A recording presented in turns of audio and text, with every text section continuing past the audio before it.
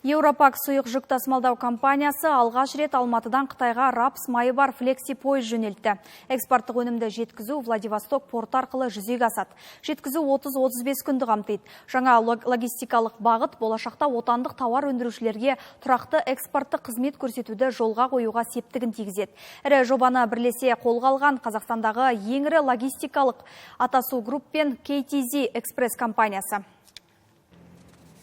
Флекси танктермен тасымалдау әртүрлі май тасымалдаудың қарқынды әдістерінің бірі болып саналады. Алматы қаласынан жеткізу тап осы әдіспен жүзеге асырылады. Флекси танк дәстүрлі цистерналарға сәтті балама деп санауға болады дейді Европак Қазақстан компаниясының өкілі.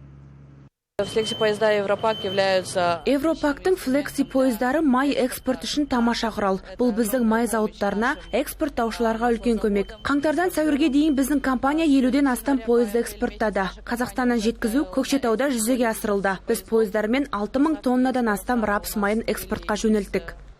Бұл жолы 2000 тонна өнім Алматы, Владивосток, Шанхай бағыты бойынша жөнелтілді. Қытай рапс майын әлемдегі ең ірі тұтынушылардың бірі болып саналады. Сондықтан жаңа көлік дәлізі ірі өндірушілерге де, шағын және орта бизнеске де зор көмек.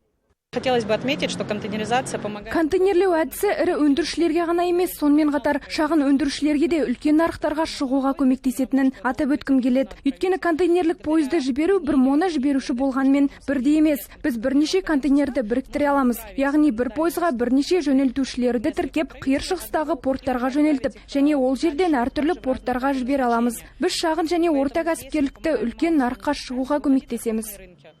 Жаңа бағытты дамыту Европак пен Қазақстандық көліктік логистикалық КТЖ компаниясының өзара ынтымақтастығының жемісі. КТЖ Экспресс оңтүстік филиалының директоры атап өткендей, сұйық жүктерді жөнелту үшін флекси танктерді қолдану жеткізу логистикасының тиімділігін айтарлықтай арттырады. Жаңашылдық мынада. Бұрын экспорттаушылар өз өнімдерін біздің жағдайда мұнайда арнайы цистерналарда экспорттаса, бүгінде флекси танктерді пайдалануға мүмкіндік беріп отырмыз. Бұл өте ыңғайлы және логистикалық кешеуілдер мен шығындарды азайтады. Алматыдан шыққан алғашқы пойыз Атасу Групп компаниясы логистикалық терминалынан жөнелтілді. Болашақта компания Европак серіктестермен бірге өсімдік пен техникалық майларды, сондай-ақ астық өнімдерін экспортқа жөнелту бойынша жұмысты жалғастыруға ниетті. Жазира Исаева, Әділ Ақжаркенова, Ербол Атантелев, Жетісу телеарнасы.